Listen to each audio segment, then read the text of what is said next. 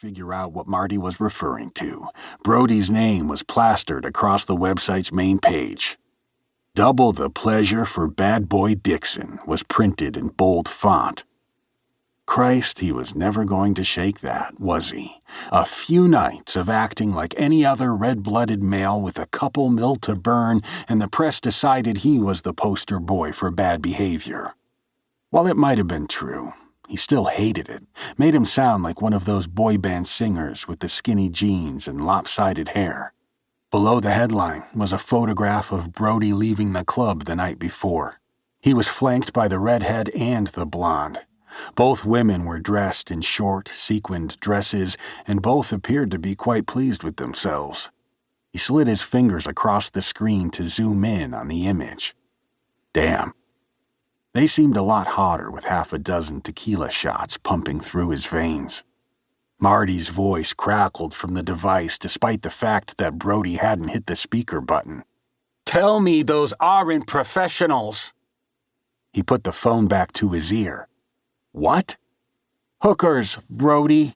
Tell me TMZ isn't running a picture of you with two hookers." Hell no. He was Brody fucking Dixon. He'd never paid for sex in his life. He'd always attracted plenty of women. First as a high school All-American, then a Heisman Trophy winner, and then as a first-round pick in the NFL. And after he'd won his first Super Bowl ring, forget paying for it. Getting laid was so easy, he didn't even have to try. They're dancers. At least he was fairly sure that's what they were. It seemed to ring a bell. The exotic variety, I presume? It was a statement more than a question. Don't know. Brody chuckled. But I can assure you, they sure as hell weren't expecting me to stick cash in their G-strings.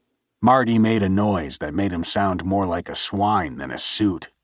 Why would they, when the paparazzi pay so much better? What are you talking about? For such a worldly guy, you really are quite naive. You think those leeches with the cameras just happened to know exactly where you'd be and when? The girls tipped them off, Brody. Fuck. Seemed like he couldn't blow off any steam at all anymore without it becoming a national headline. I swear. Sometimes it's like you're still that wide-eyed boy I sat across from at the kitchen table.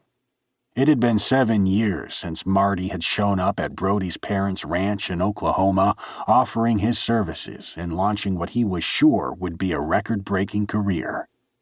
He'd ended up with horse shit on his Italian loafers, but he'd also ended up winning over Brody and his parents. They'd been Team Dixon ever since. I spoke to Marguerite, Marty said. 4 words that always meant Brody wasn't going to like how the rest of the conversation went. To put it bluntly, Marguerite Gautier was a thorn in his side. Scratch that, a thorn in his ass. But despite the fact that the woman seemed to draw breath for the sole reason of thinking up new ways to rain on his parade, she was also the best at her job. And as much as he hated to admit it, when it came to PR at least, she was usually right. Didn't mean he had to like it.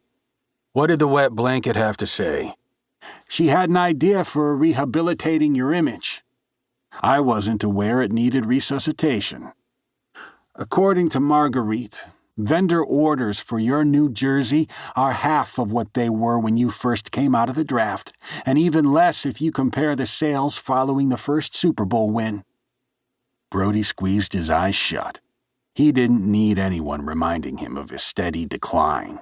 Sure, he was still rolling in the dough, but that didn't change the fact that it had been nearly 4 years since his last Super Bowl win. He'd come out of the gate white hot, taking his team to the playoffs in his rookie year, then leading them to back-to-back Super Bowl wins the next 2 seasons.